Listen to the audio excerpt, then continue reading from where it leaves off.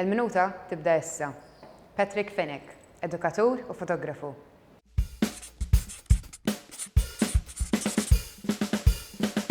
Patrick, what's the difference between an artistic photograph and a regular photograph? A photograph is like the surface of the sea.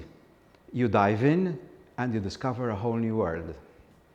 And that's what a good photograph should be about. How do you use art to elicit emotion?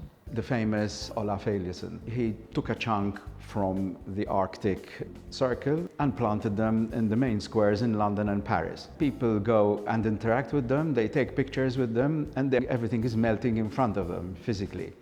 And that is how art should be. It should engage the emotional side of us to make us react, to make us take action. And tell me about your exhibition, Full Circle. It comes from what happened during the COVID period. I said, let me go and digitize, that part of the archive, mostly in black and white, which had been dormant for about 40 years.